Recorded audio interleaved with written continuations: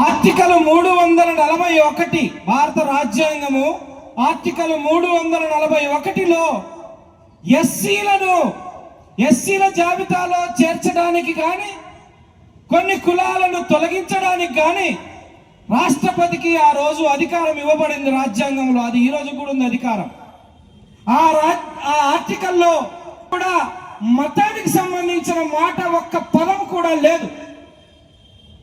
అయితే ఆ రోజు జరిగిన కుట్రలో భాగంగా రాష్ట్రపతి ఆ రోజు ఉన్న కేబినెట్ వారికి ఇచ్చిన అధికారాన్ని దుర్వినియోగం చేసి దళితులను మాత్రమే మీరు హిందువులుగా ఉంటేనే మిమ్మల్ని ఎస్సీలుగా గుర్తిస్తాము అని చెప్పారు.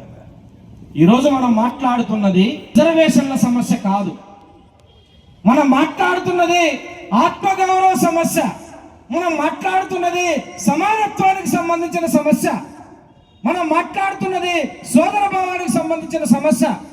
మనం మాట్లాడుతున్నది ఈ దేశంలో నన్నెందుకు మనిషిగా గుర్తించవు, నన్నెందుకు నువ్వు ఒక మతానికి నన్ను కట్టిపడేస్తున్నావు.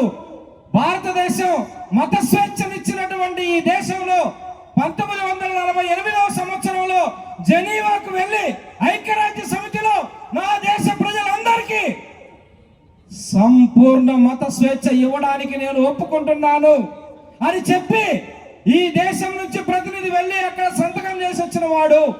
ఈ దేశంలో దళితులకు మాత్రమే మీరు హిందువులుగా ఉండాలి, ఉంటేనే నేను మిమ్మల్ని ఎస్సీలుగా గుర్తిస్తాను అని చెప్పి ఒక షరతు విధించాడు.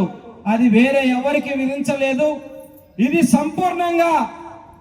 సంపూర్ణంగా రాజ్యాంగానికి వ్యతిరేకమైన మాట.